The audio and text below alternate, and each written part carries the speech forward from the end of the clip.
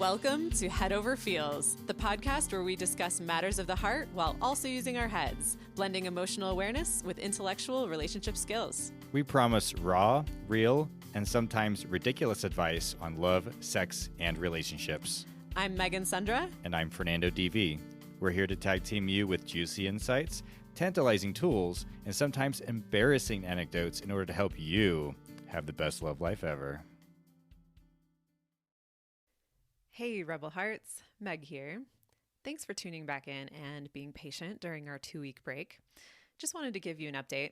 Fernando is going to be stepping back from the podcast for a bit while he recalibrates and finds a new approach to certain things in his life. He's gone through a lot of big shifts over the past year since we started this, and I'm glad he's doing what feels right. We might have him on as like a once a month special guest or something like that. In the meantime, I'm still going to be doing these weekly deep dives into some fascinating and super helpful topics around love, sex, and emotional intelligence. So if you've been enjoying these, stay tuned and tell a friend. You can also find me on social media and YouTube as Megan Sundra, where I share helpful bite-sized videos a few times per week. And if you've gotten something of value from this podcast, please consider supporting us on Patreon. Now onto the show. Today, I'm going to give you the 101 crash course on attachment styles and how they affect your sex life. This is a research-supported framework to understand your relationship and attraction dynamics in a whole new light. It's been life-changing for me, my friends, and my clients. I hope this episode serves as a powerful base for you to explore and grow in these concepts. The best sex happens when both parties feel safe. This is beyond just physically safe, like believing the other person won't hurt you and will respect your boundaries, but emotionally safe. This can look and feel many different ways, but emotional safety is comprised of trust, acceptance, openness, honesty, non-judgment, patience, and empathy. You want to believe with reasonable certainty that you'll be appreciated for who you are, that your quirks won't be ridiculed, that your flaws won't be criticized. That space will be held for whatever emotions you experience. That your partner will try to understand you and meet you where you're at. Sure, that may sound pretty touchy-feely and might not be the type of thing most people are consciously evaluating, but isn't that the ideal kind of awesome context in which to have mind-blowing sex? For a tree to bear delicious fruit, it must be grown in fertile soil, right? This context is that fertile soil for an amazing connection to grow, even if it's just for one sexy night or a lifetime. Having the well-developed emotional intelligence and the right relational tools will allow you to create this kind of context. Knowing your attachment style, and ideally knowing your partner's too, is one of those tools. It's an awareness of your internal wiring when it comes to connection and conflict and understanding where this programming comes from and what it means for your love life today. Attachment styles affect the way we perceive ourselves as individuals and how we view romantic bonds. They predict how we approach and act in relationships by forming our underlying beliefs and assumptions about love, sex, and connection. You may not know or understand your attachment style, but you sure as hell are aware of that tightness in your gut when your partner moves their hand away when you try to hold it, or that desire to run away when your partner texts you all day and still complains you don't give them enough attention. Understanding your attachment style will help you understand why these things happen in your relationships and point you toward how to work through dealing with them differently.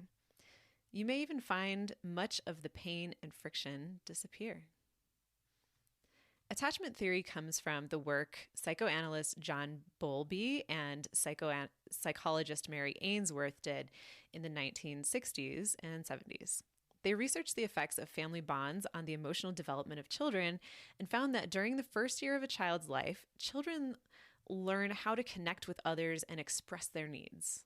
Those whose caregivers are consistently responsive, mirror emotions back to them, meet their needs, and provide comfort help them form a quote-unquote secure attachment style, meaning that they're more easily able to form connections later in life, express what they need, ask for help without fear of abandonment or criticism. Childhood is full of literally millions of cycles of rupture slash distress and repair slash soothing between parents and children. Developing a secure attachment style isn't due to an absence of trauma, but rather about having your needs met and emotions validated by your primary caregiver. As an adult, having a secure attachment style looks like being attuned to your partner's emotional and physical cues and knowing how to respond to them, as Levine and Heller describe in their book Attached. Relationship conflict doesn't make you totally shut down or react with an activated flight or fight response. You're good at self-regulation, you're grounded, you can take accountability for mistakes, and you're unafraid of open communication with your partner. You're comfortable being interdependent with your partner. You have healthy self-esteem and positive beliefs about relationships. Your relationships are generally stable and intimate. It's not that secure attachment style people have no negative emotions or no relationship conflict. It's just that they handle it in a way that produces greater intimacy, security, and growth rather than an intense drama enmeshment or a total shutdown of intimacy.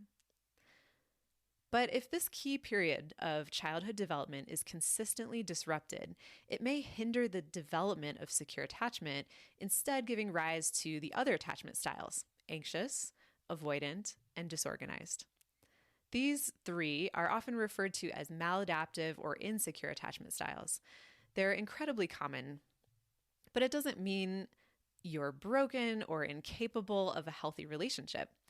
Attachment styles aren't set in stone once they're developed, and they're not rigid categories, and they can change over time. In fact, your attachment style can even fluctuate based off what type of person you're dating at a given time. Some people push different buttons we didn't know we even had. They can bring up unhealed wounds from deep within our programming. Let's explore these insecure types, what they look like, and where they come from. First, avoidant attachment results when a child gives up on getting reassurance from their primary caregiver who is unreliable. They learn to fend for themselves, avoiding both vulnerability and connection.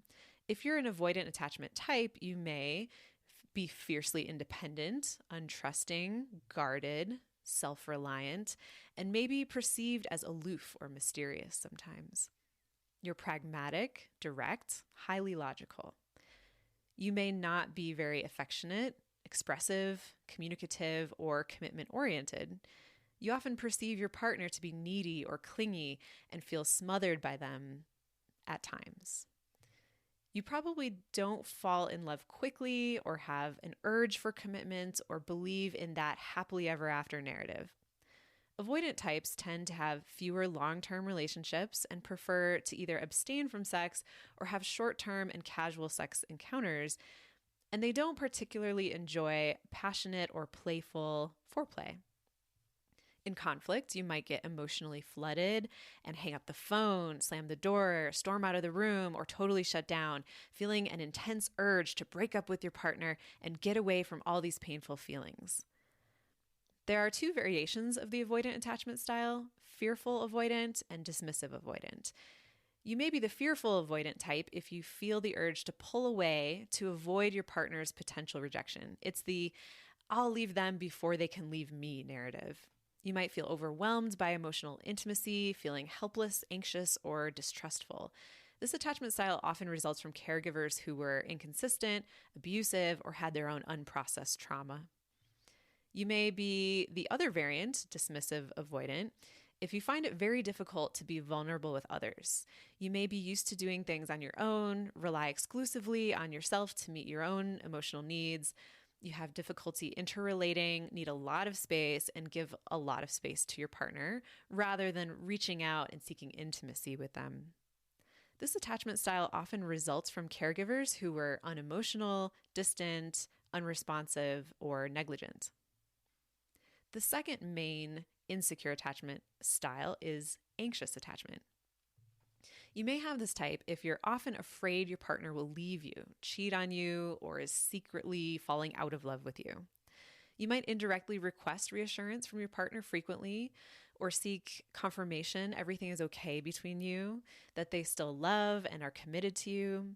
You tend to be a people pleaser, worrying about rejection, going above and beyond to earn someone's love or approval, feeling like you're not good enough as you are. You crave lots of affection, quality time, affirmation, and attention.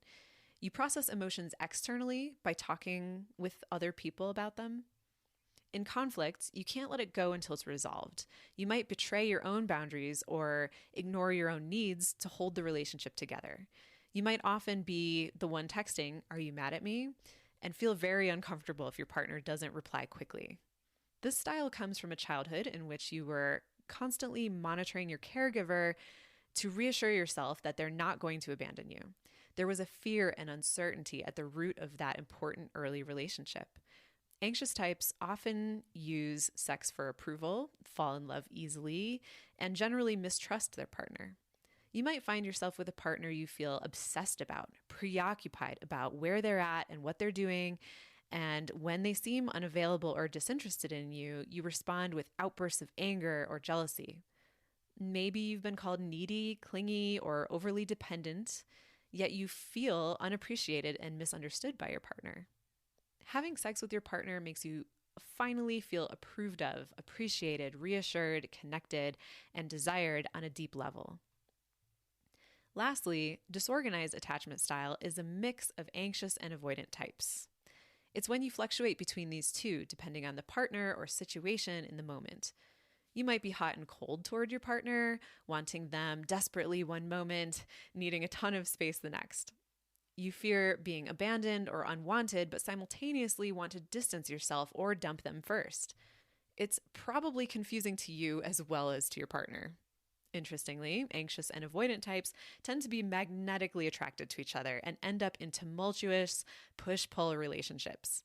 This pattern may seem obvious from the outside, but when you're part of it, it's very difficult to recognize until you learn about attachment styles and get real about your own patterns. You may be used to the uncertainty, the instability, the drama masquerading as passion. These two types have corresponding wounds and are attracted to each other because that's subconsciously familiar.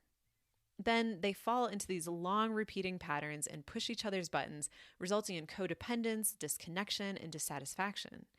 If you and your partner are triggering each other frequently and the relationship often feels on the rocks, I'm willing to bet you're having what feels like super passionate sex too, right?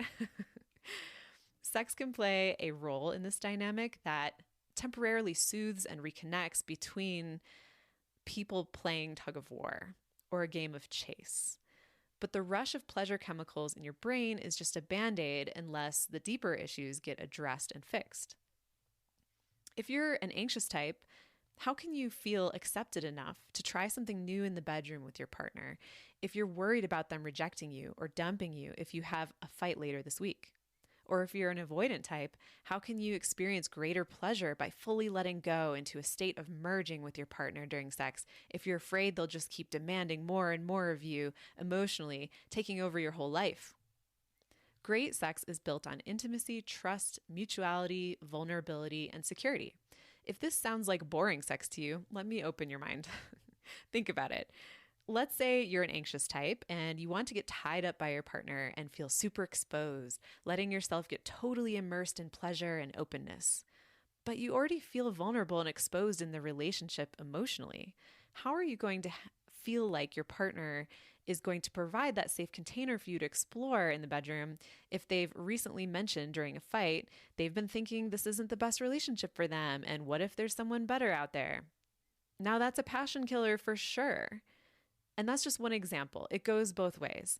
Each type has different needs, and coming to a place of balance with your partner involves part meeting your own needs and self-soothing, and part getting your needs met by your partner once they're aware of what those are and how you want them met. Taking a step toward better understanding your partner by learning their attachment style is an act of love. It's saying, hey, I care about you and want to help you feel happy, secure, appreciated, safe, and enlivened. I want to know how you tick, and I'm willing to learn new things and make changes to my behaviors and patterns. I see it's in service of the greater good for both of us. Hot, right? Sex has a different meaning to the different attachment types. It plays a different role functionally and psychologically in their relationships. Some people may use sex to get the feeling of connection and commitment they crave. Others may prefer not to entangle emotions with sex and not believe there's any implicit connection that results from an encounter. Some may see it as affirmation of a relationship's stability, while others might avoid it because it feels too much like obligation and enmeshment to them. Securely attached people have good self-esteem and may not attach meaning to sex in relation to their own lovability or worthiness. They've learned how to respectfully have vulnerable and honest conversations around sex with their partner and feel comfortable with affection, intimacy, and closeness. So how can you transform your attachment style?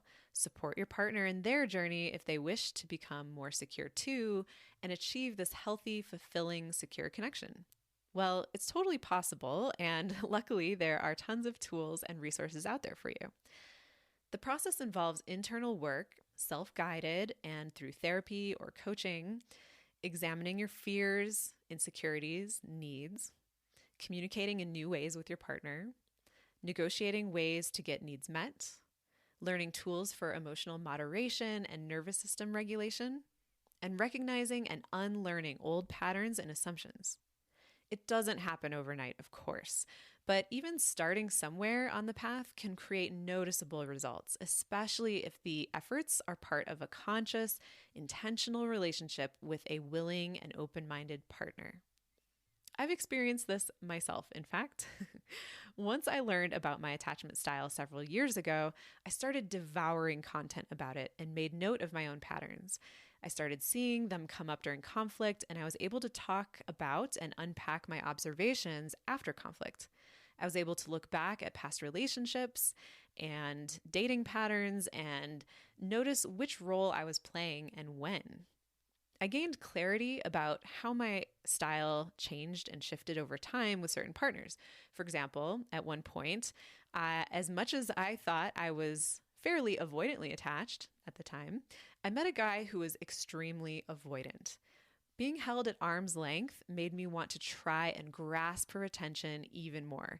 His avoidance triggered some latent anxious attachment tendencies within me that came out when I was the one reaching out to set dates, passively accepting when he broke the plans, worrying and overanalyzing when he didn't text me back for days or weeks at a time, and using sex as a way to get his affection, attention, and a sense of a stable connection I hoped would deepen and grow into the future. It didn't. He still ended up ghosting me.